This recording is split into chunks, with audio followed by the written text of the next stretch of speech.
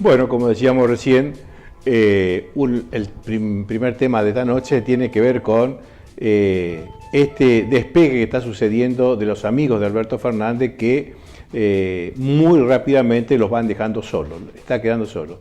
Tal es así que las últimas noticias, Pepe Albistur, este amigo el cual le ha prestado el departamento en Puerto Madero para que viva allí, su esposa, Tolosa Paz, prácticamente lo desconoce a Alberto Fernández.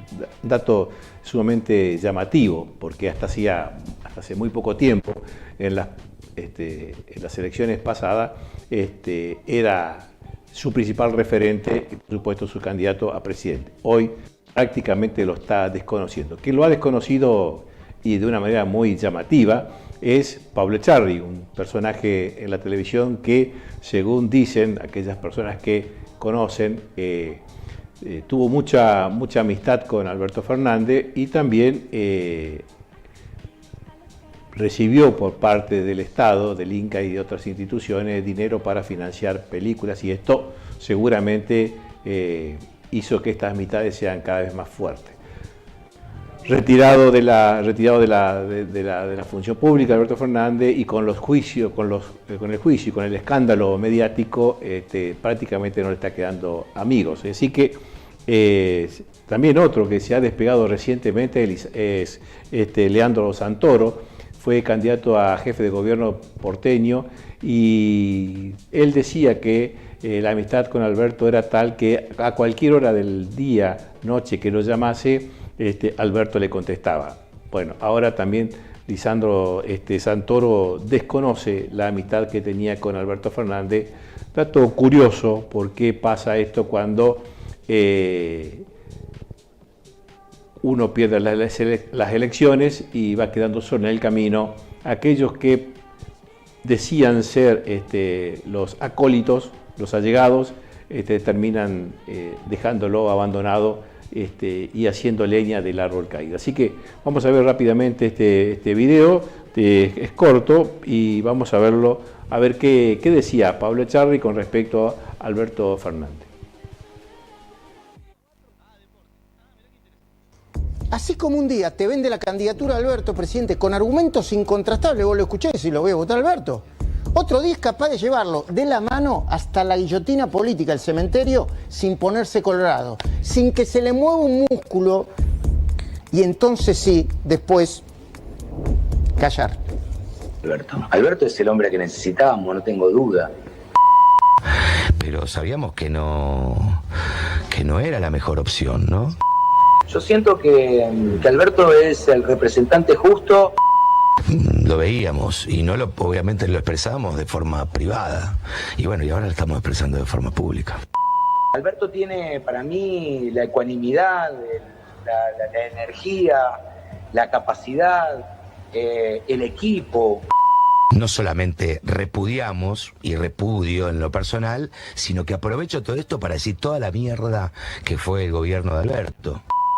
Que unido también con una alta dosis de kirchnerismo, porque de alguna forma fue la decisión de uno de los creadores, digamos. Cuando vos hablas de peronista, yo vengo de una familia radical, pero soy kirchnerista, esa es la realidad. Yo nací a la política a través del kirchnerismo, así que es bueno que yo te aclare esto.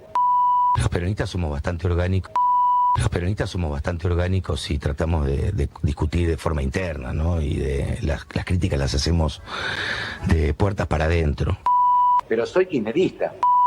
¿Pensás de Cristina como vice y no como presidenta? ¿Te hubiera gustado que volviera a ponerse como presidenta? Bueno, no voy a decir nada nuevo, creo que fue una jugada verdaderamente maestra. ¿No le asignás ninguna responsabilidad a Cristina lo que Sí, fue la elección de Alberto. Creo que fue una jugada verdaderamente maestra.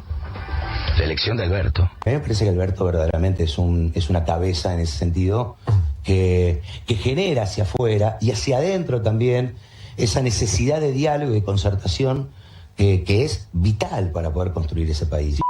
Aprovecho todo esto para decir toda la mierda que fue el gobierno de Alberto.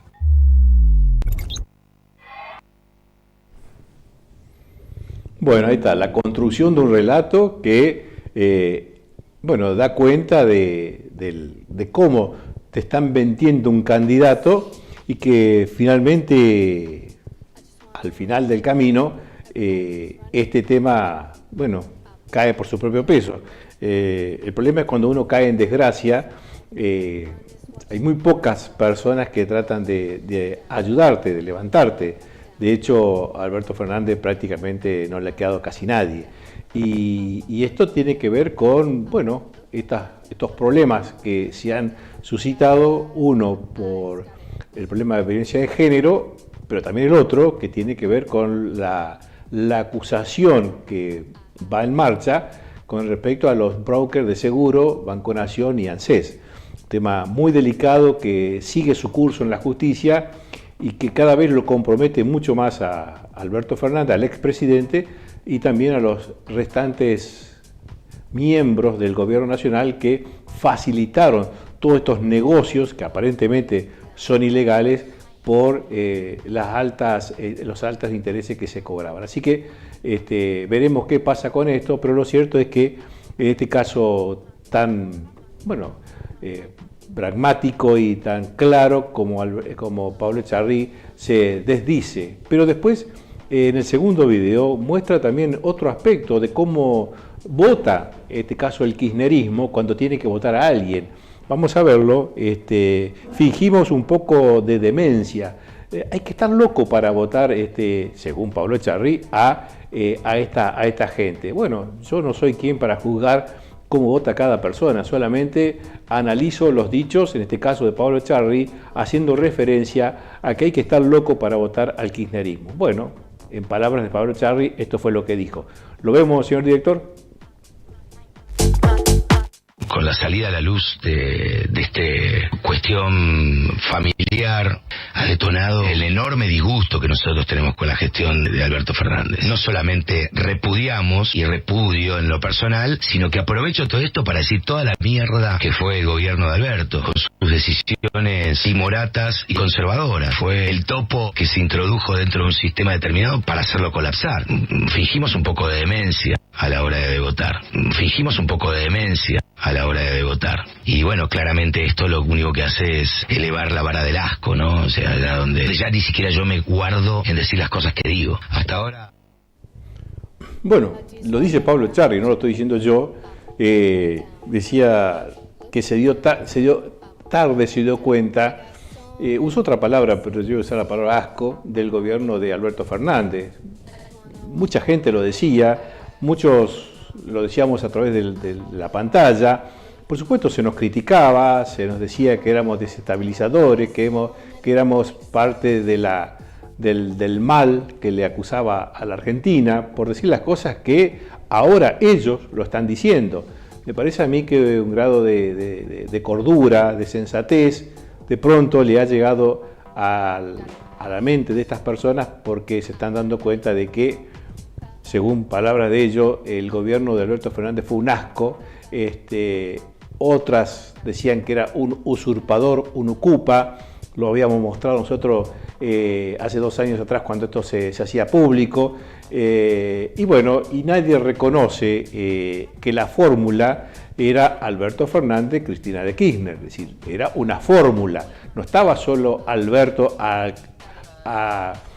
en el comando de este barco. Había un segundo comando que era Cristina Fernández de Kirchner, aquella persona que lo eligió, lo ungió como favorito dentro de su espacio para ir a las elecciones, que finalmente gana porque Cristina Fernández tenía este caudal tan importante de voto en aquella época. Entonces, no es solo Alberto Fernández, sino que es la fórmula de Alberto Fernández la que le debería haber dado asco a este señor, según sus palabras. Pero bueno, esto forma parte del análisis. Cristina también se despega de Alberto Fernández, no tiene nada que ver cuando ella era aquella persona que tenía la responsabilidad primaria por haberle dado esta posibilidad de que Alberto Fernández se presentara y que la gente votara la fórmula no por Alberto, sino porque estaba Cristina Fernández de Kirchner dentro de esa fórmula. Así que el asco debe ser compartido para la fórmula, no solamente para Alberto. Después, por supuesto, habrá quienes dirán la principal responsabilidad la tuvo Alberto porque fue quien era el presidente y Cristina presidía el Senado. Es verdad, pero puertas afuera, puertas adentro, los diálogos se tendrían que haber dado y como ocurre siempre en política, lo que uno desea no siempre ocurre. Vamos al siguiente tema, que también tiene que ver con un problemón que pasó en la Cámara de Senadores, donde los senadores se anclaron a la suba de sueldo del personal de la Cámara de Senado y por lo tanto, como quedaron anclados, enganchados en este aumento, ellos percibieron un aumento considerable, casi 9 millones de pesos por mes, cobrarían los senadores si es que realmente este aumento queda efectivo. Sí va a quedar efectivo para el personal que trabaja, pero ahora, mañana habrá una sesión especial donde Villarruel va a llamar a sesión para que los senadores voten por la afirmativa o la negativa de este aumento que recibirían ellos. Así que va a ser un debate muy intenso, muy caluroso y veremos, por supuesto, cómo va a votar cada senador, aunque ya hay algunos indicios de cómo sería la postura de cada uno de ellos, porque bueno, lo han manifestado públicamente. Así que,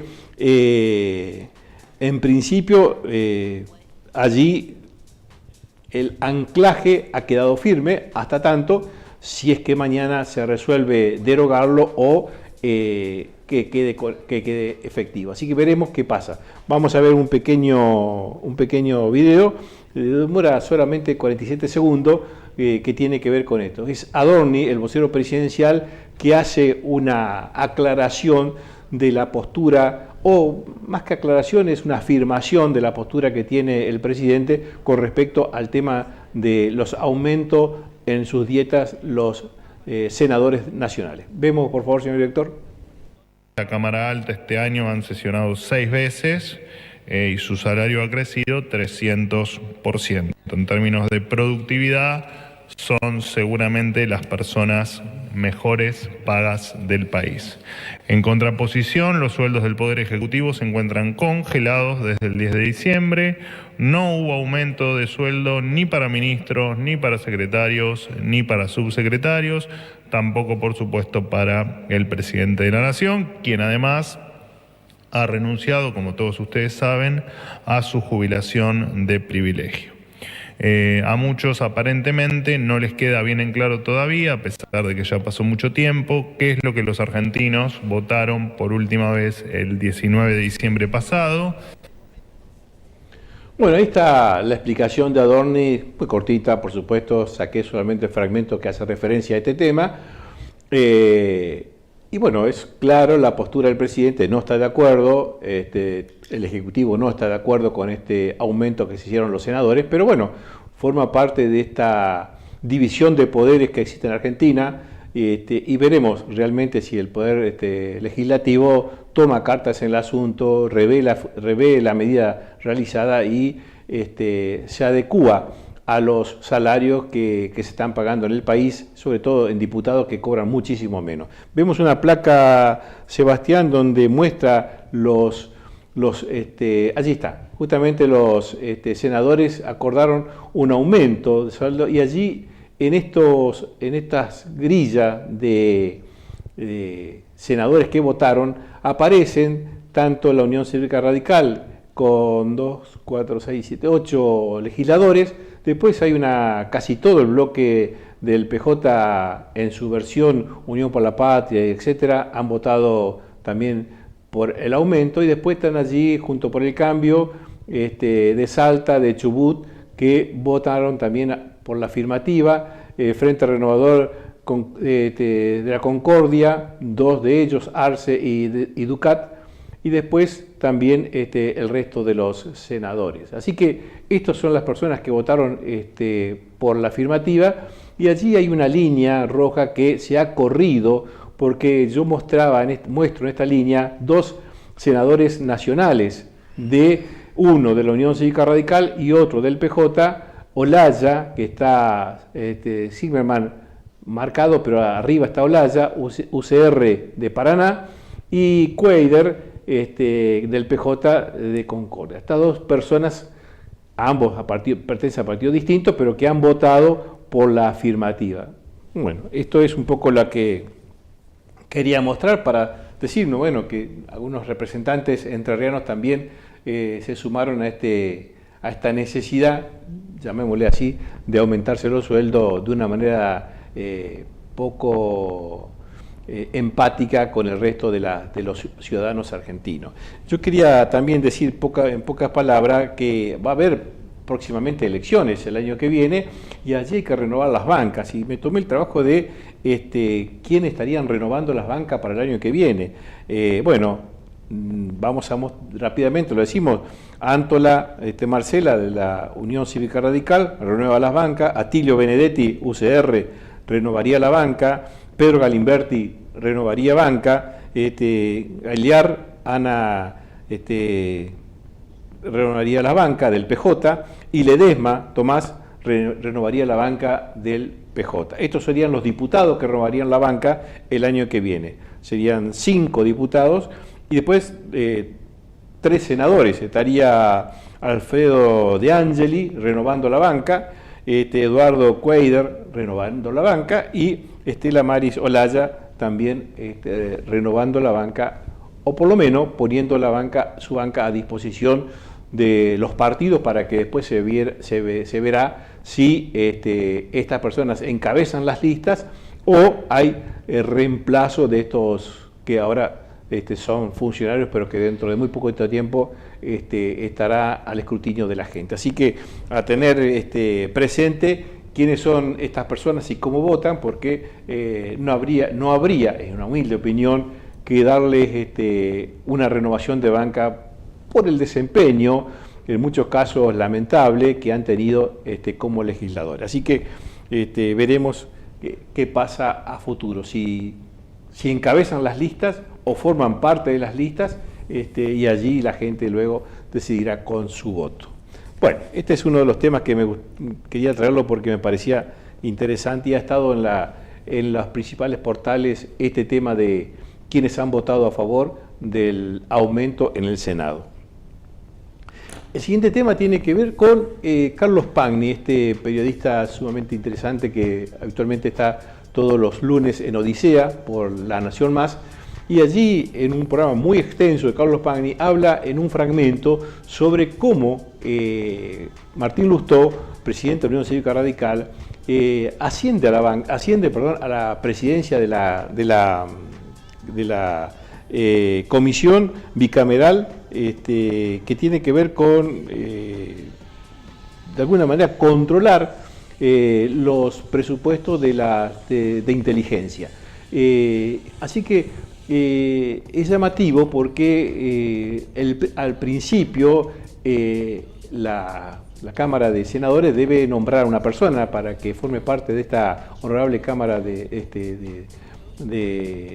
la bicameral, y por artilugios políticos, por mezquindades políticas, por, de alguna manera hacerle saber su disconformidad, es que finalmente el radicalismo impone su candidato con el apoyo en votos de Unión por la Patria y otros partidos que acompañan esta moción, y finalmente Martín Lustó forma parte de esta comisión tan importante y que controla la presidencia de la comisión y que va a controlar nada más y nada menos que los servicios de inteligencia de los ministerios.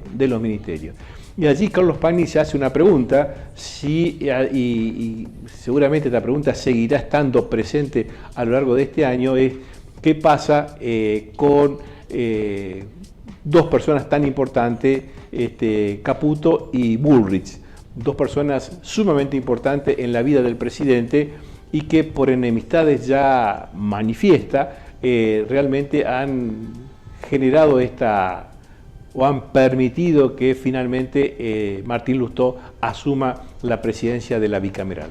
Temas que están hoy ya formando parte del Estado público, de la opinión pública, y que seguramente seguirá estando a lo largo del tiempo. Vamos a ver este video que Carlos Pagni lo explica con mucha precisión y claridad. Está por quedar en este momento en el Senado con una posición clave. es la presidencia de la comisión bicameral que controla a los organismos de inteligencia, no solo a la CIDE, sino al organismo de inteligencia que controla esa área en el Ministerio de Justicia y que controla esa área en el Ministerio de Defensa. No estamos hablando de las dependencias o de las direcciones de inteligencia de las fuerzas de seguridad y de las Fuerzas Armadas, sino de los ministerios. Es decir, la inteligencia que puede controlar Luis Petri, el ministro de Defensa, y Patricia Bullrich, la ministra de Seguridad, y además Sergio Neifert de la CIDE. El control de la Comisión Bicameral de Organismos de Inteligencia hace 10 años no le interesaba a nadie. Hoy la vinculación entre el espionaje y la política se ha expandido tanto y tan perversamente que el presidente de un partido político, como la Unión Cívica Radical, que es Lustó, llevó adelante una batalla a brazo partido para quedarse con la herramienta que le permite controlar a esos organismos en el Poder Ejecutivo. Entonces, ¿quién es este Lustó metido en el control del espionaje? ¿Es el Lustó que juzga severamente al gobierno de Milei? ¿Es el Lustó al que Milei castiga, como lo hizo hace un rato en un tuit? Miren este tuit. Dice Lustó: no me parece bien que un senador gane lo mismo que un cajero de un banco. Está hablando del aumento de salarios de dieta que se aplicaron en los senadores. Y le contesta Milei: ¿tanto gana un cajero de banco o estamos frente a un tremendo hipócrita mentiroso? Muy bien Milei, que va mejorando su estilo de descalificación, porque no usa malas palabras en este caso.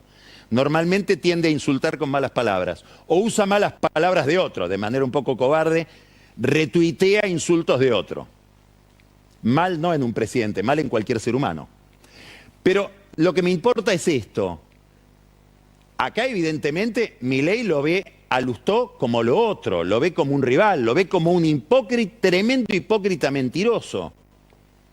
Sin embargo, Lustó podría llegar a presidir la bicameral de inteligencia en cierto acuerdo con Santiago Caputo por esas vinculaciones de Caputo, digamos, con lo peor de los servicios de inteligencia de los últimos 40 años.